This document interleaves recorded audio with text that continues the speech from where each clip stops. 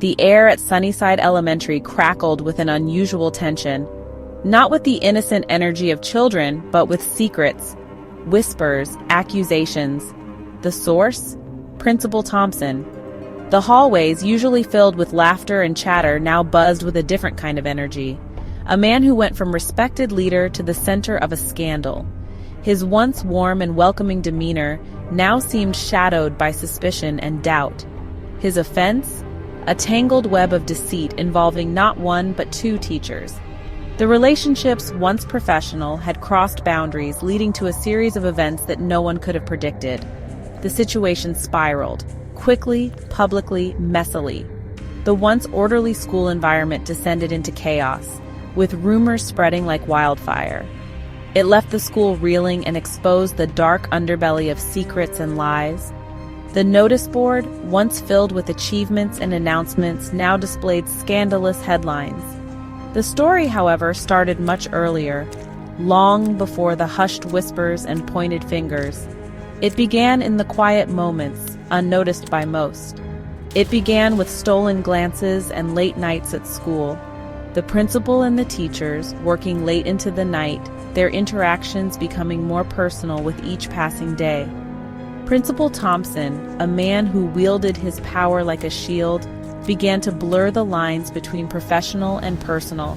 His actions, once seen as dedicated, now seemed questionable.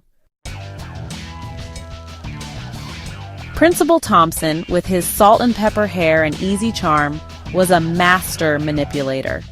He had a way of making people feel special, important, as if they were the center of his universe. His charisma was undeniable, and he wielded it like a weapon, carefully crafting his interactions to suit his needs. He had a way of making people feel special, important. Whether it was a student needing guidance, a teacher seeking approval, or a parent looking for reassurance, Principal Thompson knew exactly what to say and how to say it. His words were like honey, sweet and soothing, but with a hidden sting. Both Miss Davis and Mrs. Roberts fell for his act, believing themselves to be the only object of his affection.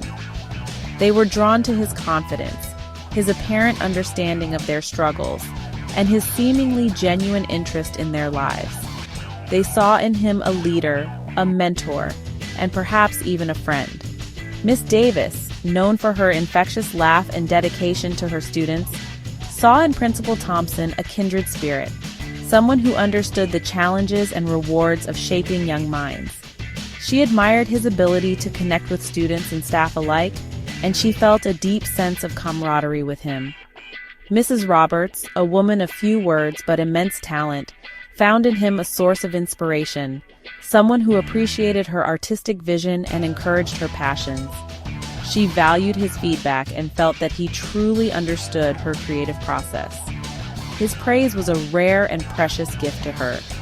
Little did they know they were both playing roles in his twisted game. Principal Thompson's charm was a facade, a carefully constructed mask that hid his true intentions. He thrived on the power he held over them, enjoying the control and manipulation.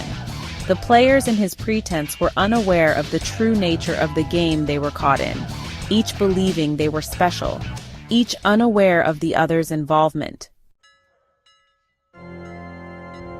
The truth has a way of revealing itself, and at Sunnyside Elementary, it decided to put on a rather dramatic show.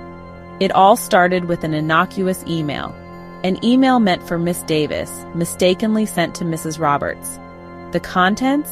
Steamy, passionate, incriminating. Mrs. Roberts, initially disbelieving, felt a chill creep down her spine. The dates, the pet names, it all added up.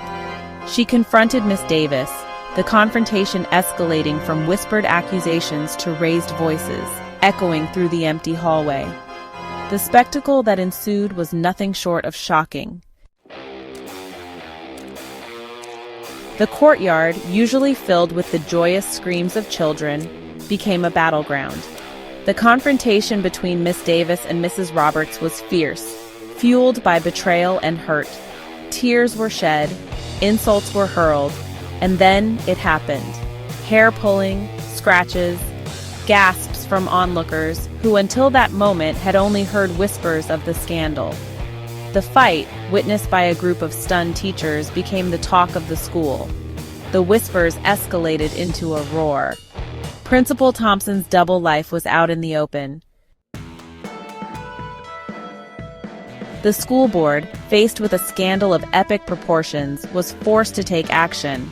But instead of addressing the root of the problem, Principal Thompson's actions, they opted for a different solution: transfers.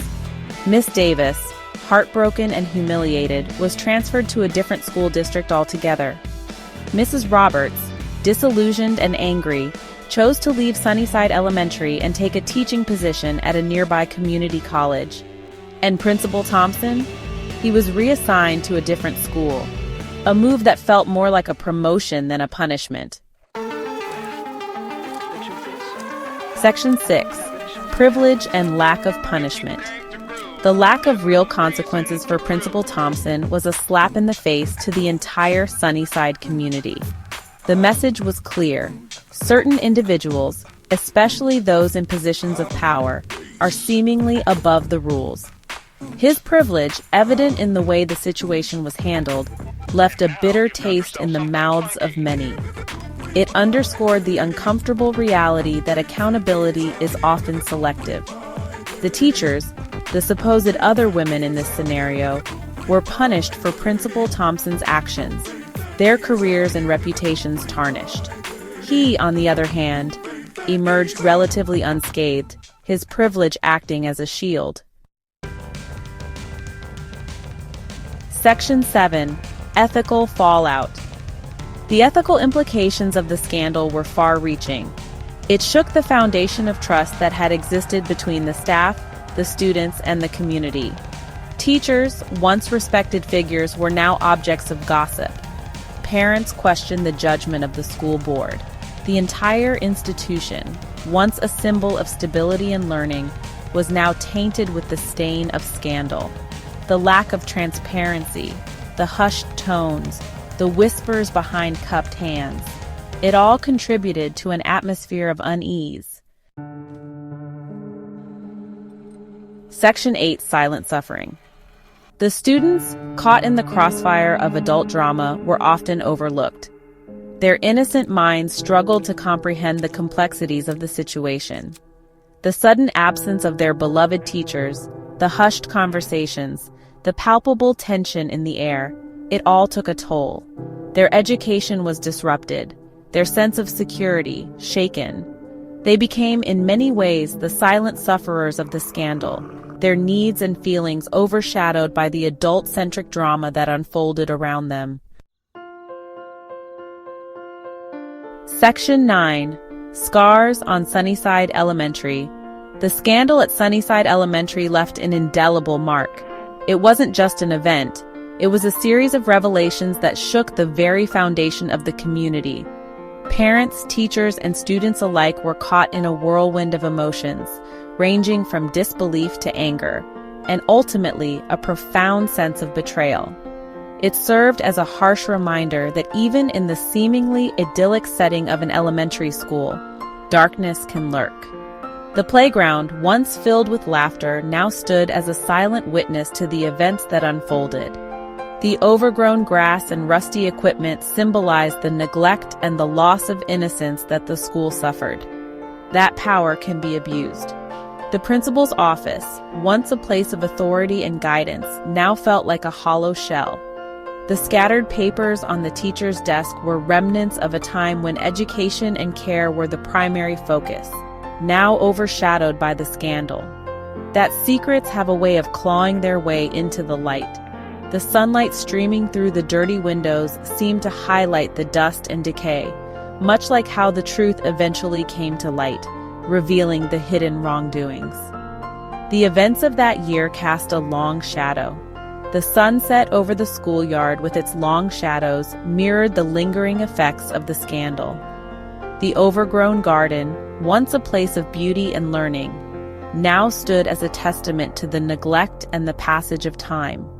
The school, once a place of joy and learning, now carried with it the weight of the scandal, a constant reminder of the fragility of trust and the devastating consequences of unchecked privilege. The students, though trying to move on, couldn't escape the somber atmosphere that now pervaded their playground.